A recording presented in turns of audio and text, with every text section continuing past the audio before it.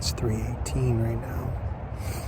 I am out in that suburban parcel of woods right now, and just hunting from the ground. I wanted to be able to be pretty mobile if I seen the deer going from one end to the other, because it's not that big and it's really windy today. And with the road noise, I may be able to reposition and get a shot if I need to. I'm sitting with this giant tree in my back to hopefully break up my background. I got some front cover in front of me. Got some pretty well hidden. Came out today. I had a buck come through at like 5 this morning, and it was moving more into the woods and more where the cover is. So my hope is, we have no idea what the pattern is around here, but my thought process was, if I know confirmed that there's a buck here, these woods are not that large and there's a ton of rubs out closer to the road. So my hope is that deer kind of travels out that way. I don't know what they're eating right now around here in these woods, but that's the hope. So I'm gonna sit here today. I think my buddy's gonna come out tomorrow if he can. I couldn't get out tomorrow, so we divided and conquered. So we'll see what happens.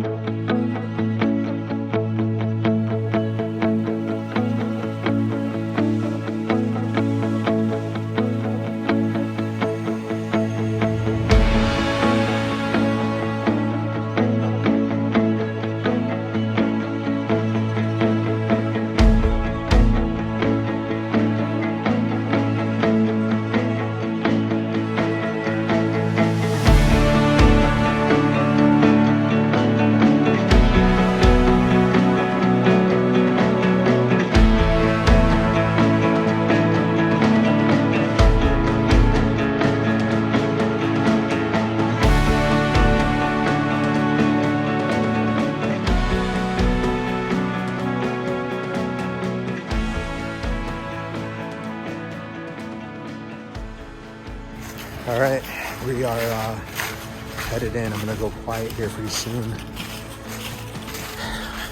Shot that buck around 5 o'clock, and it's about 7:20 right now.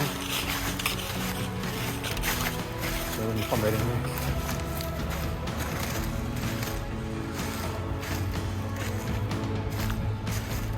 So we'll get up to where we saw it last. Should be able to see my knock below.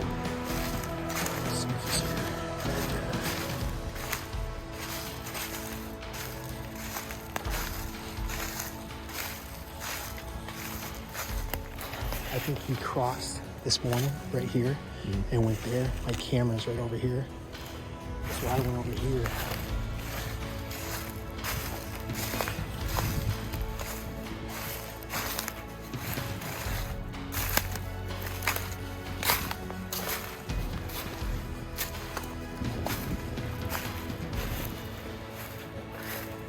So my camera. That's my arrow that blew. Or is it green? Where do you see it? Yeah, that's it. That's green light. That green light's fine. Was that your brother who hollered?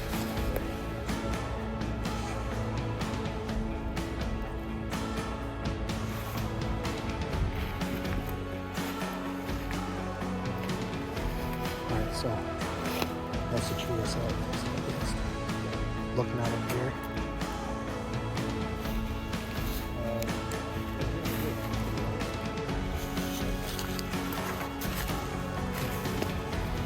So I sat right there, cleared out that spot, sat. Then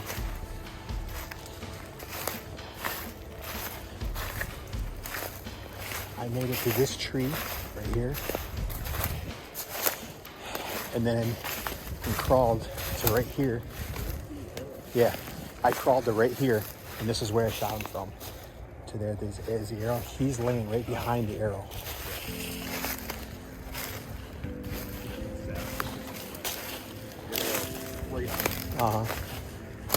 And he's laying directly behind it,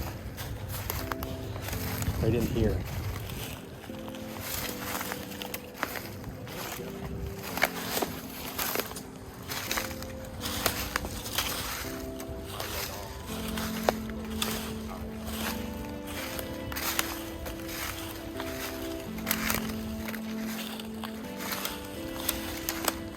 He was laying right here in this grassy shit. Look at this guy's head up. How's his head?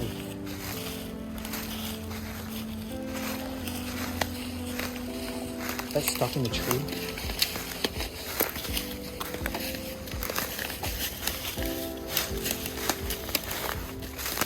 How's the blood? Damn, dude. Right in the tree.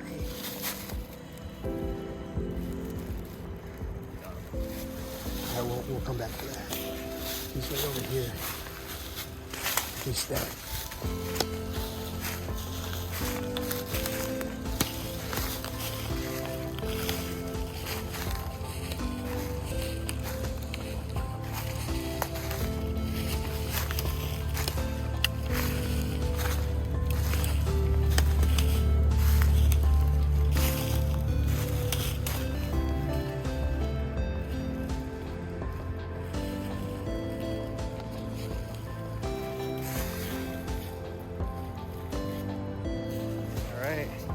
Here he is. That's a good sized deer. That was the away part. He's a good body deer. There he is. City hunting, baby. All right, what we got? So he's an 8-point. Oh, that one's kind of broke off. Snapped. That's all right. We got Dude, him. he's a good deer. He's a good sized deer, man. Hell yeah.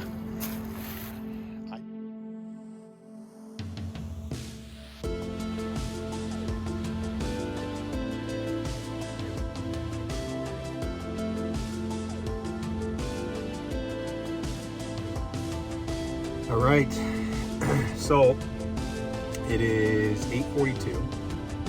I basically left my house around 3 o'clock and drove over to that property that is a suburban setting. So there's a busy road, there's apartments, there's houses, there's a neighborhood. But I had set up that camera 2 weeks ago, and this is the first day I got a photo that came through with a buck on it. There was a couple other photos set up, and at about, it had no action, there was nothing.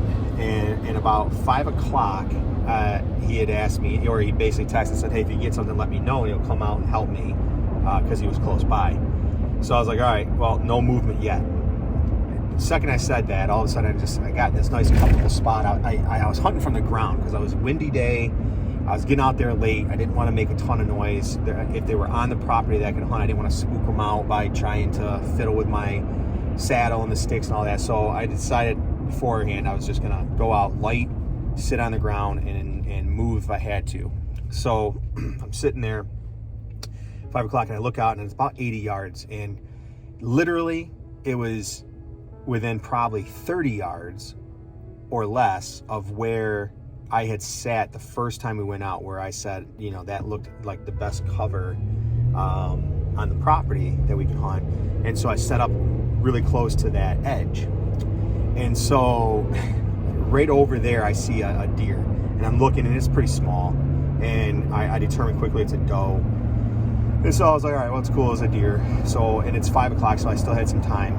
And then all of a sudden, it's probably a little before 5. And because I remember looking, thinking I had plenty of time and I thought I had close to about an hour, so it was probably a little after 4:30 or so. And so all of a sudden, then I see another deer move, and this one was much larger. And I look up, and it's the buck. It's what I thought was an 8-point. And so now I was getting a little excited. So I'm sitting on my butt. I wanted to switch to my knees. I'm sitting in front of this massive tree that is more than double my size, almost 3 times the size of me. And so I'm sitting there. I have plenty of cover behind me, and I had a bunch of stuff in front of me. And so I grunted, but it was too loud. They could not hear it, and they kind of made their way into the cover and disappeared. And so that was for probably about 5 or 10 minutes of searching, hoping to find them again. And finally, the doe popped out again, and she started walking. Now they're probably 60 yards in front of me, and they start heading away from me, and the buck is in suit and following the little doe. So I kind of quickly decide that there's enough wind, there's enough traffic that there just isn't a ton of cover between me and them. There's a few really big trees and then a bunch of little stuff and a lot of wide open. All the underbrush has now died away, so there's not a lot of undercover. So they finally got behind a couple big trees that I could get in between me and them, that I could move up to the next big tree. So I get up, I grab my binoculars. I'm sitting on the ground using my backpack. It's just kind of like a table. So I don't even have my harness on or anything. So I just grab my binoculars, and I don't even have my harness. And I got my bow, and I start walking, and I get to the first big tree I wanted to get to. And now they were moving away from me, so I'm probably still 60, 70 yards away. But I maintained the distance that we were at. So then I realized I didn't bring my grunt tube, and I'm sorry, not grunt tube. I didn't bring my quiver, so I had the one arrow knocked. But what I was worried is that, all right, so I didn't have my quiver. So then I went back, I grabbed my quiver, and I come back to the tree, and they're still only 60, 70 yards. They hadn't moved since then, and they weren't really moving away, but I couldn't really get closer. There was this one tree that if I moved to, it would have split the difference. I probably would have been within 40 yards. So I felt that they were looking the other way, and there was enough cover between me. If I just got right behind this big tree, I might be able to make it. So I start making my way to that tree, and all of a sudden the buck had moved, and he saw me move. So he started, you could just see him alert up and look. So I dropped down to one knee. I got my bow on the ground. I'm hunched over looking like a pile of rocks or something. And I grab my grunt tube, and I give it one good grunt, like a nice deep one. And I started off deep, and then kind of went more high pitched and loud enough because it was loud there. And he heard it, and you seen him perk up, and he starts walking, and he starts coming in, and then he starts to loop around to get downwind. And there was one tree that I could draw back that where he went behind, and I drew back, and at this point he's probably still 45 to 50 yards. And but then he started walking a little bit closer, and he turned sideways. He turned broadside, and he was watching and watching and watching. And so I have the Easy V, and so I just lined up the vitals and let it fly, and I watched the arrow went in. I watched it disappear and then gone, and I knew it was far back because he kind of quartered towards me, and at that when I shot, and I was worried that I maybe missed. I thought I saw my knock disappear and then reappear, but I couldn't be positive, and it was a long shot, and so I just watched him, and he didn't really run.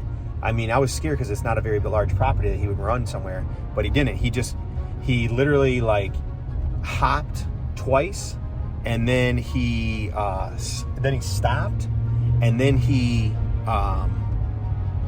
turned around, facing away from me, but turned back and looking at me for about 5 minutes. Then all of a sudden I see a wobble. He takes one step, he wobbles, he takes another step, and he wobbles, and then he just literally falls over, and then he gets up and he beds down, and he bedded there. So I knew I hit him good at that point. So at that point I backed out. That was at 5:14 when he fell, and I texted my friend. I'm like, all right, he's down, but he's not dead. So then I sat there until dark at 5:30, backed out, and then I we went and I ate with my friend, and then we went back in at about 7:30 and found him dead. Gutted him, dragged him out. It was awesome. It was the coolest hunt I've had all season, and of course I didn't get to film any of it.